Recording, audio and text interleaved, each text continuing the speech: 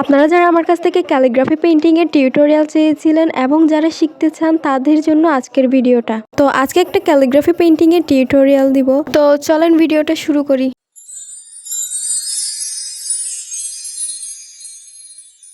শুরুতেই বলি যে আমি নিজেও ক্যালিগ্রাফি খুব একটা পারি না, এখনও শিখতেছি।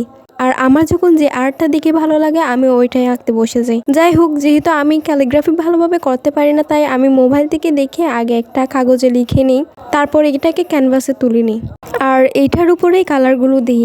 আর আমি আমার সবগুলো পেইন্টিংয়ের এই টিউটোরিয়াল দেওয়ার চেষ্টা করি। আশা করি ওই টিউটোরিয়ালগুলো দেখলে আপনারা বুঝতে পারবেন। আমি কোথাও এসব আর্ট শিখিনি, মোবাইল থেকে দেখে যতটুকু ধারণা হয়েছে সেই থেকে আর্টগুলো করা।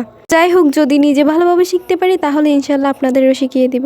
আচ্ছা, আজকের পেন্টিংটা মূলত একটা ক্যালিগ্রাফি কম্বো পেন্টিং বা পেন্টিং কম্বো যাই বলেন, ওই রকম টাইপেরই কিছু একটা। আর এইটা নিয়ে আসলে বলার মতো কিছুই নেই।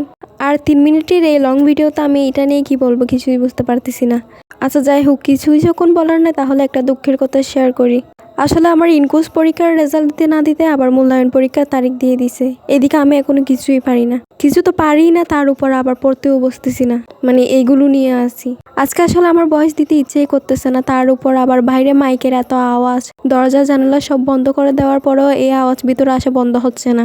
আর আমার কাছে কোনো মাইক্রোফোনও নেই, আমি মোবাইল দিয়ে ভয়েসটা দিই। আচ্ছা যাই হোক, আমি একটু রেস্ট নিই আর আপনারা দেখেন।